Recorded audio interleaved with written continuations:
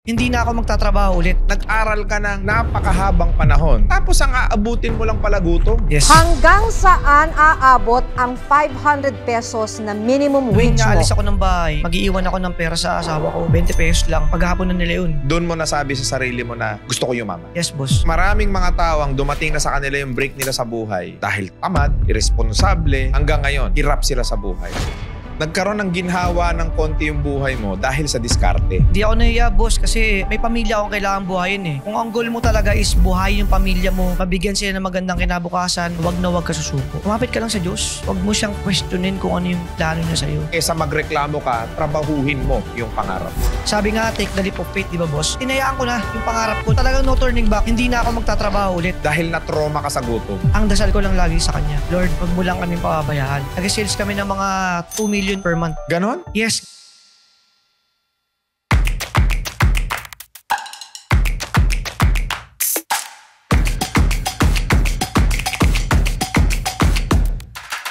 Ang mga opinyon at pananaw na ibinabahagi ng guest sa programang ito ay hindi kinakailangang sumasalamin sa host sa show o sa mga kumpanyang kinabibilangan ng mga ito. Good morning, good afternoon, and good evening mga boss. So nandito na naman tayo sa pinakabagong episode ng RDR Talks. At syempre, alam nyo naman na laging espesyal ang iniimbitahan natin dito sa RDR Talks dahil espesyal na kwento ng tagumpay ang RDR Talks. So ngayon, makakasama natin ang isang napaka-successful na negosyante. Ang negosyo niya po is barber shop na meron na pong 7 branches. Hindi ko na patatagalin ang may-ari ng Pablings Barbershop na sikat ngayon. Walang iba ang ating bisita ngayon, Boss Michael Padayaw. Welcome, boss. Magandang hapon po, magandang gabi. Boss RDR, maraming salamat po sa imbitasyon.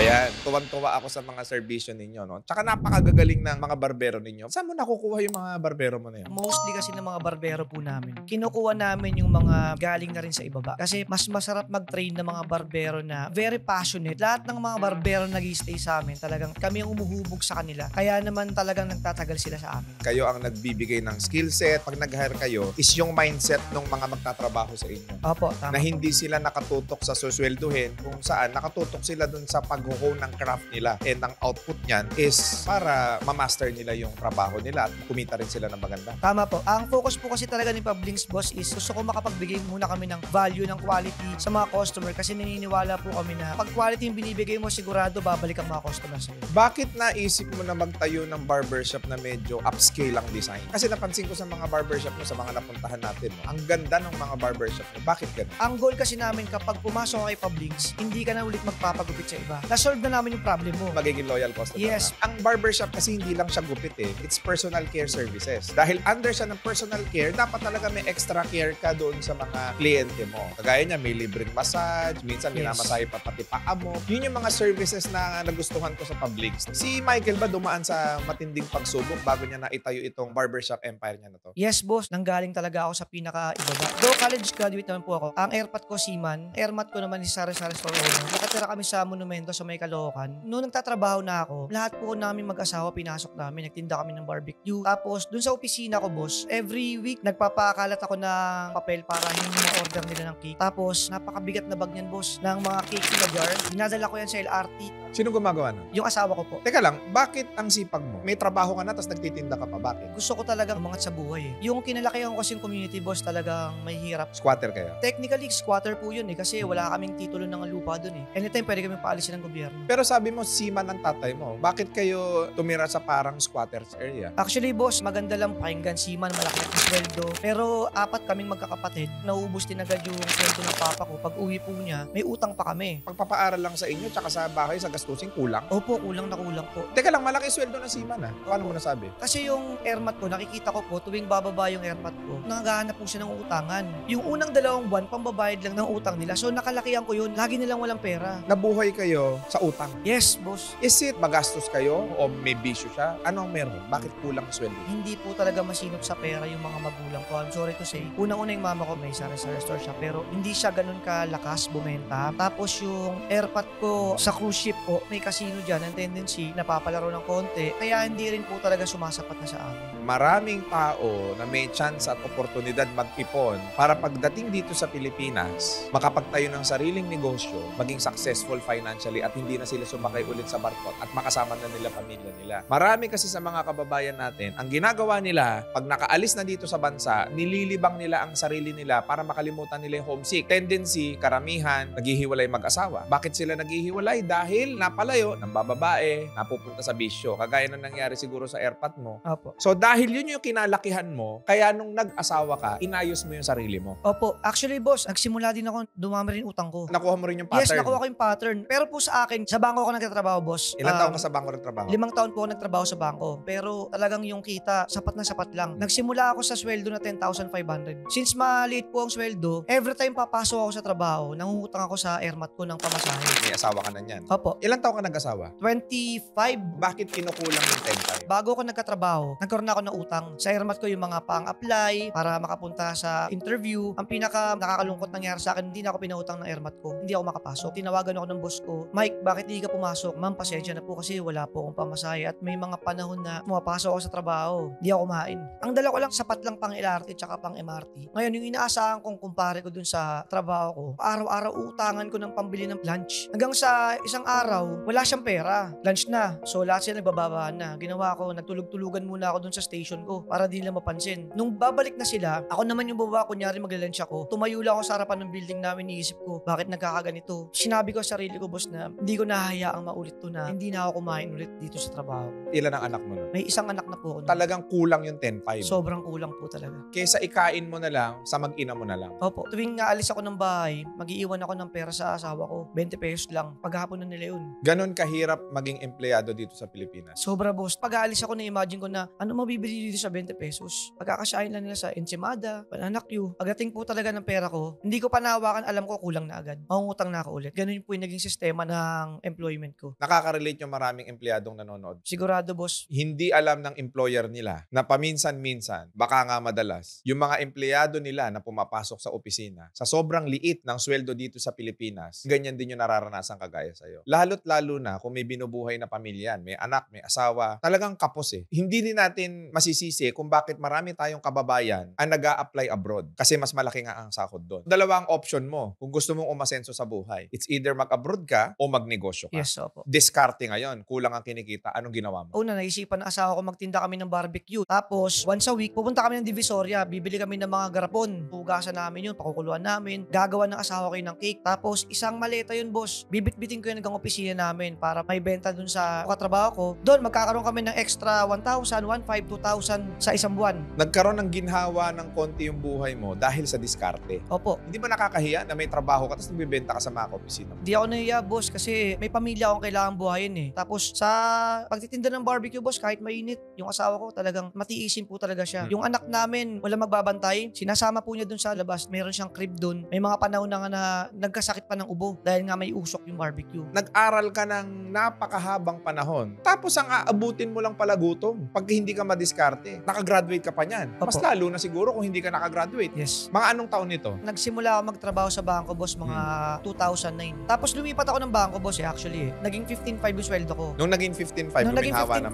15,500, hindi rin, boss, kasi naging dalawang anak ko nun eh. Medyo kinakapos pa rin ang tendency, hindi na ako pinapautang ng airmat ko. Na ano ko sa 5,600. Utang ka sa Which is, 5,600. doon ako mas lumubog. Yung tinatawag na Sanla ATM, boss, maghihintay ka sa bahay ng utangan mo. Kahit anong oras na, madaling araw na kasi kailangan mo ng pera. Kung hindi ka madiskarte, gutom mga abutin mo. Opo. So, nung nagtatrabaho ka sa bangko, dito ka na nag-umpisa rumakit. Opo, ang nangyari kasi sa akin, bakit ako nakapag-resign sa bangko? Habang nag-gym ako, yung kasama ko sa gym, may binibenta siya sa akin sunglasses. Sabi ko, kesa bilhin ko to, bakit hindi ko ibenta? Sinubukan ko siya ibenta doon sa kaibigan ko. Swerte naman, binili. Kumita ako ng mga around 1,000 to 1,500. Sabi ko, uy, may pera dito ah. Subukan ko nga mag-post sa account ko. Continuously ginagawa ko siya. Lumaking sweldo ko, boss, talagang dumoble. Tumripli pa. Hindi sweldo, kita. Kita na po yun, boss. Oo. Nakikita niyo yung sweldo ko. Magkano kinikita ngayon itong sunglasses? Kumikita ako ng mga 60,000 na. 60K? Opo, pagkatapos po nun, tinawagan ko yung boss ko. Boss, hindi na ako papasok. Sabi niya, hindi Hindi, Mike, pumasok ka for graceful exit. Mag-render ka ng 30 days para magamit mo yung certificate. Correct. Ang nasa isip ko ng boss, lalakasan ko na ng loob ko, hindi na siguro ako magtatrabaho ulit. Gagalingan ko na lang dito sa negosyo. Ganun ang ginawa mo. Nag-awol ako, boss. Teka lang, sayang tinapos mo. Sayang nga po. Nung nakita ko kasi, boss, yung oportunidad nung negosyo na yun, sabi ko, mukhang ito na yung binigay sa akin ng Diyos sa oportunidad. Gagalingan ko na to. Sabi nga, take the leap of faith, di ba, boss? Tinayaan ko na yung pangarap ko na talagang no turning back, no plan B. O kasi walang tatanggap sa yung employer. Wala po, boss. Ang sinabi ko na lang, hindi na ako magtatrabaho ulit. Dahil lang sa shades, nakapagpa-resign sa'yo. Opo. Kung gusto nyong tumakas sa pagiging empleyado, step by step. Kung gusto mong magnegosyo, ang gawin mo, i-experience mo munang magbenta ng mga produkto. Ngayon, pagka kumikita ka na, hanapin mo ngayon yung magandang produkto na kung saan consistently pwede kang kumita. Tama. Okay, tapos, nung nakakapagbenta ka na ng shades, umabot yung income mo ng 60,000 monthly. Opo. Nakabayad ka na sa 5-6. Nakabayad na po ako. Naging 3 na rin anak ko. Kung ano-anong pinagbebenta ko, boss, talagang hindi ako mahihain. Punta ako Divisoria. Dahil sa sitwasyon at pagkakataon na yun, doon mo nasabi sa sarili mo na gusto ko yumaman. Yes, boss. Kung ang goal mo talaga is buhay yung pamilya mo, mabigyan sila ng magandang kinabukasan, tignan mo lang yung anak mo. Habang natutulog yung anak ko, tinitignan ko nung mga panahon naghihirap ako. May mga gabi na nakaupo lang ako, tinitignan ko sila. Sana hindi nila maranasan yung dinanas kong hirap. Sana mapaginawa ko yung buhay nila. Doon ang galing. Doon po, kasi boss, naniniwala ako, yun lang enough na motivation na yun. Para talagang yung drive mo, yung sipag mo, yung gigil mo sa buhay, umangat. Correct. Nung tinignan mo yung mga anak mo habang natutulog sila probably, ang sinabi mo sa sarili mo. Paano kung tumigil ako, pag sumuko ako, ano kakainin ng mga anak ko? Paano sila mabubuhay? Kasi kung ikaw nga sa sarili mo sa sweldo mo lang, hindi mo kayang buhayin sarili mo. Nagpamilya ka pa. Diba? So ito ngayon, nasa shades business ka ngayon. Gaano tumagal at gaano kalaki kinita mo dyan? Dumating yung mga buwan na kumikita na ako ng 150, 180. Isang buwan? Isang buwan lang po yan. Okay. Tapos, nung bumaba na yung sales, sabi ko nga, punta akong Divisoria, naghanap ako ng mga pwede ko pa ibenta kasi wala na akong babalikan na trabaho eh. Kailangan kong ipagpatuloy yung negosyo. Kailangan may bago ko ibenta. Since ayaw na ng mga tao sa shades ko, kung ano-ano boss, Kung baka damit, na-saturate mo relo, yung shades, saan mo binenta? sa Facebook lang. Ngayon, nung medyo nakabuelo ako sa online selling, bakit hindi ako magtayo ng negosyo na mas established siya? Doon ko naisipan na itayo yung barbershop ko. Pablings na to. Pablings po. Saang branch? Pinakauna kong branch boss sa Marilao, Bulacan, sa Loma de Gato. May ipon ka nito? Meron po pero sapat lang. Kumbaga, Magkano yung pera mo nun? siguro mga kalahating milyon lang boss. Nung nagpatayo kami ng Pablings, hindi rin kami prepare. Kasi originally, dapat tatayo ko car wash which is mas maliit ang puhunan. Ngayon nung naghahanap kami ng location, wala kaming makita. Nakita ko yung pwesto nung shop namin ngayon na available. Kinuha ko na. Sabi ko, baka sign ni Lord to na barbershop ang itayo ko. Saan ang galing yung inspirasyon na barbershop? Nung medyo kabataan pa natin, maarte ko sa buhok, problema kung saan naman papagupit. Especially pa nag-opisina ka, boss. Dapat maganda buhok mo yan. Bangko ka pa nagtatrabaho. Oo. May mga panahon na bad hair day kasi sablay na pagpagupitan. Kaya dapat daw pag nagnegosyo ka, makapag-provide ng solution sa market yung negosyo mo. Teka lang, maraming barbershop pa. Bakit naman makakasolve ng problema yung public? Since sa daming barbershop na nag-exist, problema ko pa rin. Saan ba ako magpapagupit na consistent yung ibibigay sa akin gupit? Na pag lumabas ako, masaya ako. Feeling ko ang gwapo ko. Yun yung provide ko na service sa mga customer na sisiguraduhin ko, pag pumasok kayo sa amin, gwapong-gwapo ka at hindi ka nalilipat ng barbershop. Ano nangyari? 3 months pa lang ng negosyo namin, sabog na yung sales namin. Bakit ka tinangkilik ng tao in spite na baguhan ka sa negosyo? Hindi lang sapat yung marketing dapat quality talaga yung produkto o serbisyo mo. Pagpunta nila sa shop ko, hindi lang sila bumalik, nagsama pa sila ng mga kaibigan nila, kapamilya nila. Ano ang espesyal na ginawa mo? Ano yung unique selling proposition? Ano yung kakaiba kay Pablings? Tinuring ko yung sarili ko na customer. Kung ano yung mga gusto kong turing sa akin sa isang shop na pupuntahan ko, dapat yun ang maibigay ko. Tulad ng pagbati ng good morning, pagpasok pa lang. Igaguide na po namin agad dyan papunta sa cashier. Doon lang po magpalista po kayo tapos ukulan po kayo, ma'am, sir. Tapos, sinigurado rin namin, boss, during binibuild ko si Pablings, na dapat yung gupit namin talaga, detalyado, pulido lahat ng angulo. Pinag-aralan mo muna yung negosyo bago ka ng kapital. Yes, boss. Yun ang problema sa maraming negosyante. Kapag nakita nila may magandang negosyo, gagayahin lang nila. Tapos pag nagbukas sila, hindi pala nila inaral maigi. Yun yung nagiging cause of failure. Tama po. Sobrang nag-focus ako sa quality talaga. Naniniwala kasi ako na kahit gaano kagaling ang marketing, selling process mo, kung basura ang produkto mo, basura ang serbisyo mo, hindi ka babalikan ng customer. At the end of the day, sa amin pa rin babalik yan dahil alam namin, kumpiyansa kami na talagang quality ang binibigyan namin serbisyo. Correct. So ano yung nangyari? First month namin actually medyo maganda yung sales niya. Bare months, sabog na yung sales namin until nag-pandemic po. Noong 2019, nung nag-bare months, magkano ang kinita ng Pablings? Roughly siguro mga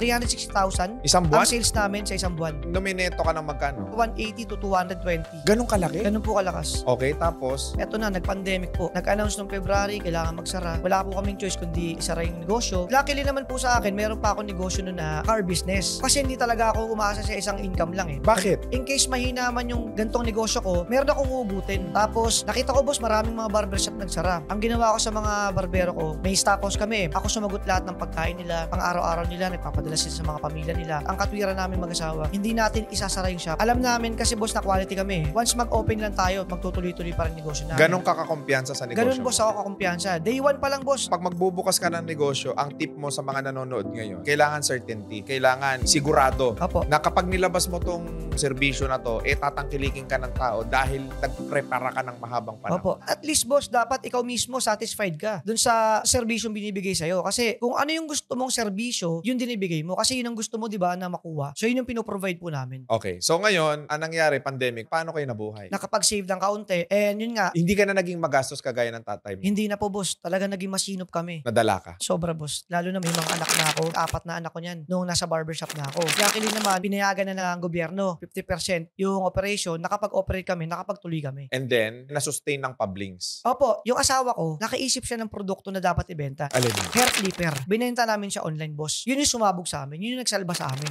Siguro, boss, nag-sales kami ng mga 2 million nun per month. Ganon? Sa Ganon siya clipper? kalakas. Alam mo, kung susumahin ko, kaya magaling ka rin ng negosyante, alam mo bakit? Dahil na-trauma ka sa gutom. Tama, boss. Alala ko nun, bangko na ako nagkatrabaho nito nung pinanganak yung pangalawang anak ko. Nasa public hospital kami. Nakita ko yung asawa ko sa ward yata tawag dun. Magkatali ko rin siya ng buntis na nag-labor. Awang-awa ako sa asawa ko nun. Binulong ko sa asawa ko nun, ma, pangako ko sa'yo, hindi mo na dadanasin ito. Dahil swerte rin ako sa asawa ko eh. Yung hirap na pinagdaanan namin, marami ko nakikita na pag-iwalay dahil sa pera. Tiniis niya lahat. Hindi niya ako iniwan despite na talagang Gumugulong kayo. Yung sobrang gumagapang kayo. nung pinanganak yung pangalawa ko, natutulog ako dun sa labas ng ospital. Tapos nung umuwi kami, wala man lang akong pang-taxi. Bit-bit ko yung anak ko, nag-LRT kami. Kaya sobrang awang-awa ko sa sarili ko nun. Nung kinikwento pa ng asawa ko yung experience niya dun sa ospital, kinausap ko siya, tinignan ko sa mata niya. Pangako ko sa'yo, hindi mo na madanasan to. Magsisikap ako para mabigyan ko kayo ng magandang kinabukasan. At yun nga boss, napakaswerte ko sa asawa ko na nandun siya sa likod ko, siya nagpupush sa akin na pag may mga panahon na tinatamad na ako, agagalitan niya ako, bumaong ka, magtrabaho ka, ayaw na natin bumalik sa zero. At yun ang pinakamalungkot na sitwasyon kapag wala kang pera dahil basura. Totoo, boss. Yun yung mga tinis ko na hirap para lang mairaos ko yung pamilya ko. Dahil naniniwala ko, boss, mabibigyan din ako ng magandang oportunidad ng Diyos. Sa sipag ko na to, alam ko, isang oportunidad lang na ibigay sa akin ng Diyos. Sigurado ako, magiging matagumpay ako. At boss, kahit sobrang hirap ko, never kong kinesyon si Lord. Ang dasal ko lang lagi sa Kanya, Lord, wag mo lang kaming pababayaan. Bigyan mo lang ako ng oportunidad. Pangako ko po yan sa'yo. Pag binigay mo yan, tatrabahuin ko yan. Kahit na malumpo ko sa trabaho, para di po masayang yung oportunidad na ibibigay mo sa akin. The reason why you are successful right now, kasi nung dumating yung oportunidad sa buhay mo, niyakap mo, pinagpursigihan. Hindi ko pinabayaan, boss. Kasi maraming mga tao ang dumating na sa kanila yung break nila sa buhay dahil tamad, irresponsable, hanggang ngayon, hirap sila sa buhay. Kaya bandang huli, sisisihin nila ang Diyos, pero totoo lang, ang may kasalanan, sino? Sila. So ngayon, nung nag-pandemic, benta ng clipper, 2 milyon yung clipper? Opo. Ang diskarte mo, no? Kailangan, boss eh. Hanggang sa nakaipon ulit, after 3.5 years, nakapagtayo na kami ng mga branches. Ilan na ang branches ng Pablings ngayon? 7 branches na po siya. Ano yung pinakamalaking lesson na iniwan sa'yo noong mga panahon na walang-wala ka? At ano yung pinaka na-realize mo ngayon sa buhay mo dahil matagumpay ka na bilang negosyante? Dapat kahit gaano kahirap ang buhay, wag na wag ka susuko. Kumapit ka lang sa Diyos. Wag mo siyang questionin kung ano yung plano niya sa'yo. Trabahuin mo lang yung proseso. Ipagkatiwala mo sa kanya yung resulta. Dahil pag ginawa mo yun, boss, sobra yung ibibigay niya sa'yo. Ngayon na umasenso ka, ano ang sasabihin mo sa Diyos? Lord, maraming salamat po. Hindi niyo ako pinabayaan sa mga panahon na talagang hirap na hirap ako. Napakalakas ko sa inyo. Maraming salamat at nabubuhay ko ngayon yung mga anak ko. And now, you are so blessed. Nakakatuwa lang kasi in spite of what's happening sa bansa natin ngayon, ang daming empleyado, minimum wage earner, hirap sa buhay, hindi namin sinasabi na mag-resign kagad kayo sa trabaho. May proseso. Hindi namin gusto na magnegosyo kagad kayo. Ang ibig sabihin lang namin dito, na kung hindi ka masaya sa kinikita mo ngayon sa trabaho mo, there's always this brighter side of life. Tama. Na po pwede kang dumiskarte sa buhay. Kesa magreklamo ka, trabahuhin mo yung pangarap. The reason why you became so successful, nakafocus ka sa pamilya mo. Pangalawa, mental state mo, sobrang tough ka, hindi ka susuko. Number 3, spiritual. Napaka-healthy mo spiritually. Naniniwala ka, nasa proseso ka, naniniwala ka sa binigay sa'yo ng may kapal ng Panginoong Diyos. Bilang huli, hindi mo pinabayaan ang sarili mo. Hindi ka naglasing, hindi ka nagpariwara, tumuto ka sa pamilya mo. At ang kasunod niyan, ibinigay ngayon sa'yo yung milyon.